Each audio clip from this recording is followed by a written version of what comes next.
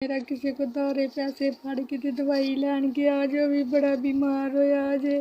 मसीह खुदावंद के ज़िंदा और जलाली नाम में आप तमाम बहनों और भाइयों की सलामती हो। और चूँकि मुल्क में कंगाल सदा पाए जाएंगे, इसलिए मैं तुझको हुक्म करता हूँ कि तू अपने मुल्क में अपने भाई यानी कंगालों और मोहताजों के लिए अपनी मुट्ठी खुली रखना। आमीन।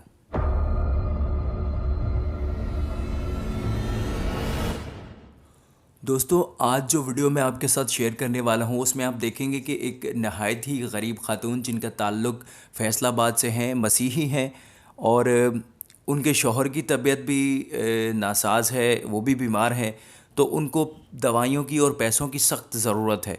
तो अगर आप साहिब हैसियत हैं, खुदा ने आपको तौफ़ीक दी है, तो आप ज़रूर उनसे रब्ता करें। आप उनसे डायरेक्ट रब्ता कर सकते हैं। उनका नंबर मैं डिस्क्रिप्शन में और ऊपर टाइटल में भी लिख रहा हूँ, तो आप ज़रूर उनके साथ रब्ता करें और जो जिस कदर हो सके उनकी हेल्प करें।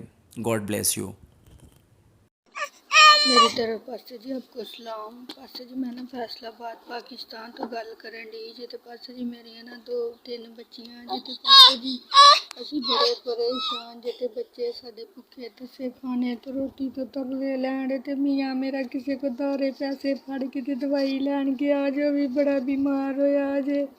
ते साडे घर कोई खान पीन नूं शै नहीं है। बच्चे साडे 2-3 दिन हो गए भुखे तसे तरले लैन। ते साडी मिन्नत ते साडी कोई थोड़ी बहुती मदद करो, मेहरबानी पास्टर जी तुहाडी होएगी। बड़े असी परेशान जी। देखो मेरी लत्त ते भी सट लगी जी। ते बड़े असी परेशान जी।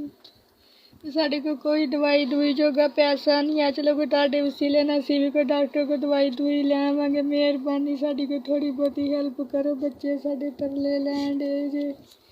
मेहरबानी तुहाडी होएगी।